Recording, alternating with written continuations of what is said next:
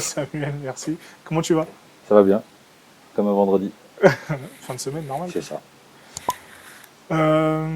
Déjà, présente-toi pour commencer, parce qu'il y en a, je Ouais, suis sûr qu'il y en a plein qui ne connaissent pas. moi je m'appelle Samuel Perche, je suis artiste-auteur, essentiellement peintre et sculpteur. Je suis également militant associatif LGBT et je suis le président d'une association qui s'appelle Requeer. Et c'est quoi cet assaut? Vous y Requeer, faites quoi? Ouais, ouais, dis-moi tout. Requeer, on développe le projet Requeer de Branjon Gerkara, qui est un jeune artiste plasticien également. Requeer, c'est des espaces matériels ou immatériels, sécurisés, de sociabilité et de conscientisation, on va dire, autour des questions, autour de l'intersectionnalité, autour des questions LGBT, des questions d'identité. Ça représente quoi, du coup, le terme LGBT pour toi? Il a quelle valeur? Euh, LGBT, moi, c'est ma culture. Enfin, c'est-à-dire que moi, je défends une culture homosexuelle, gay, essentiellement, parce que je connais très peu de choses à la culture lesbienne, et les autres encore moins. Mais ouais, pour moi, c'est partie de mon identité, c'est dans mon ADN.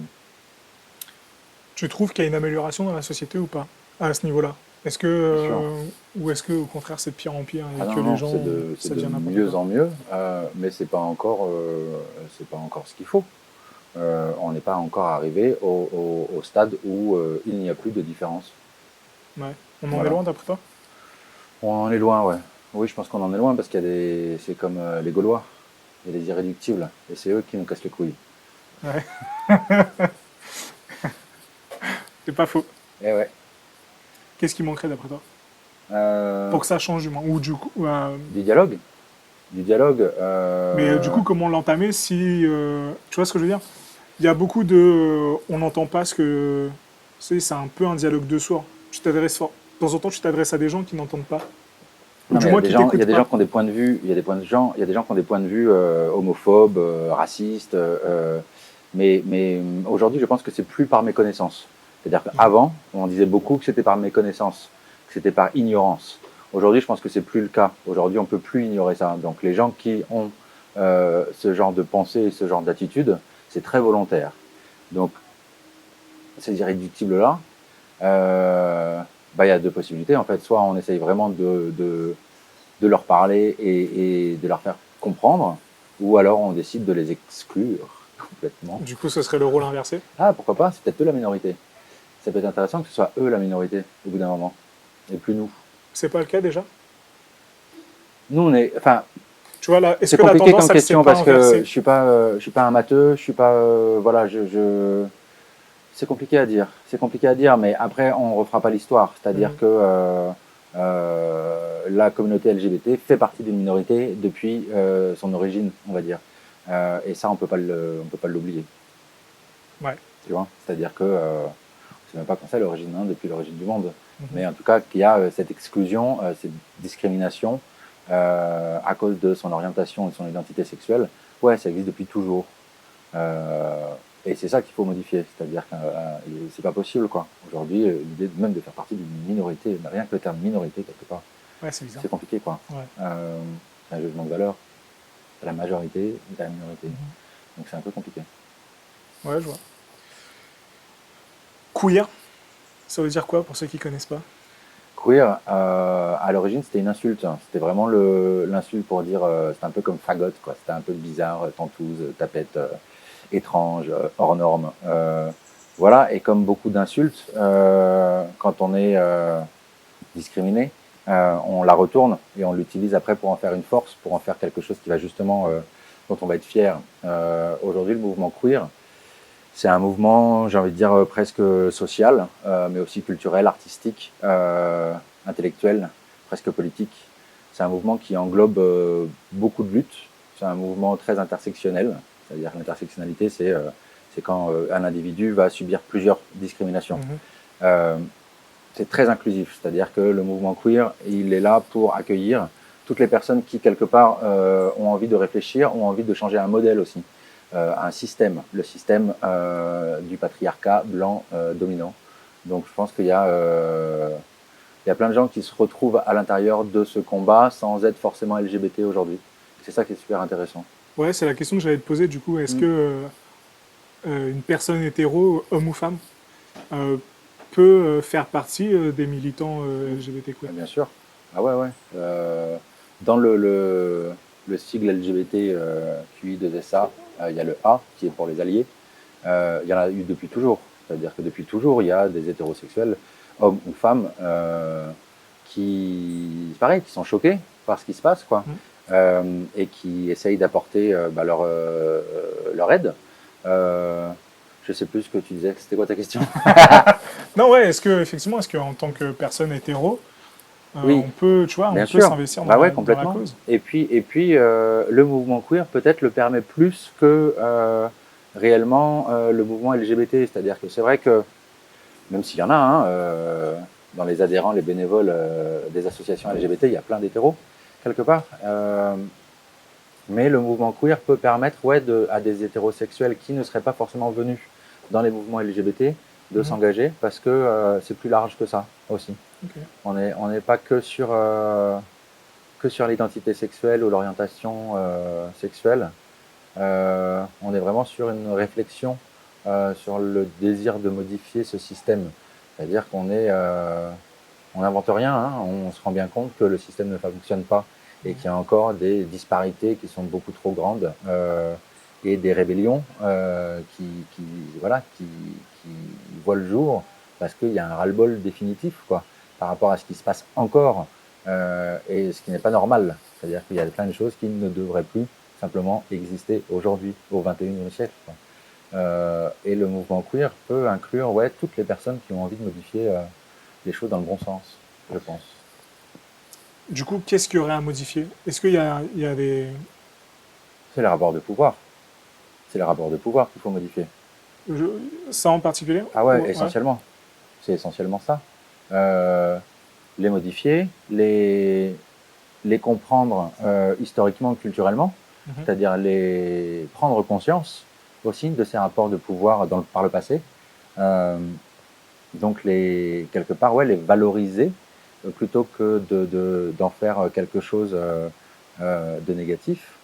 Euh, mais ces rapports de pouvoir, ils vont jusqu'à le combat entre Amazon et un petit producteur bio.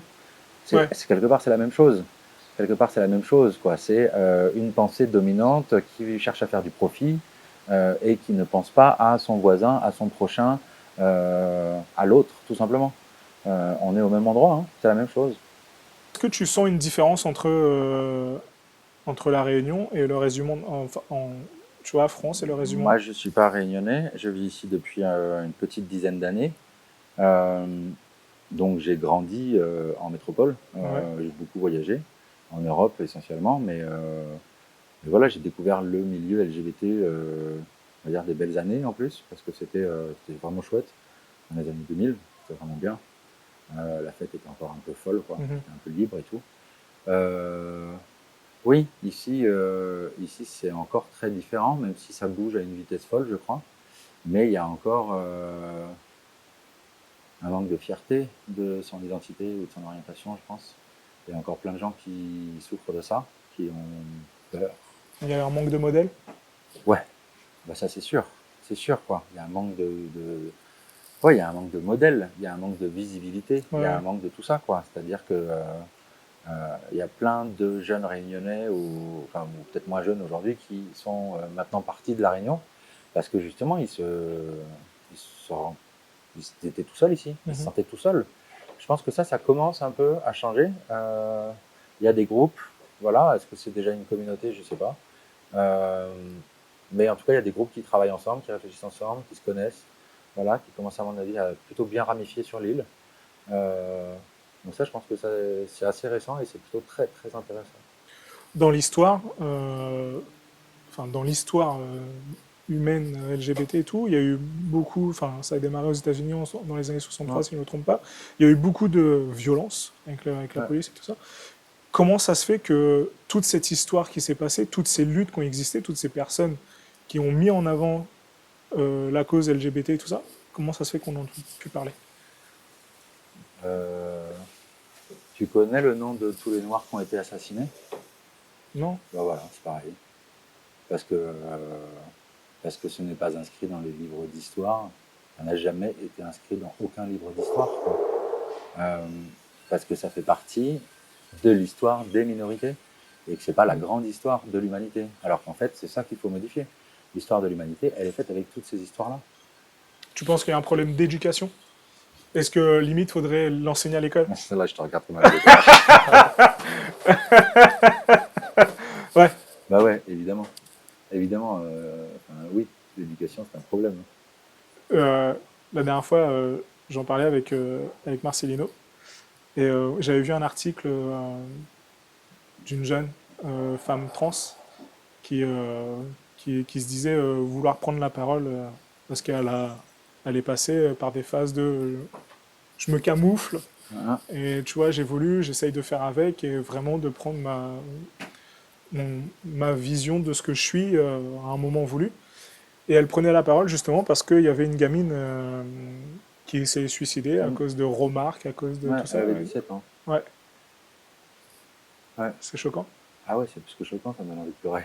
Ouais. Tu vois, c'est juste c'est ces situations-là qu'il faut réussir à éviter. C'est plus possible aujourd'hui, ça. C'est plus possible, quoi.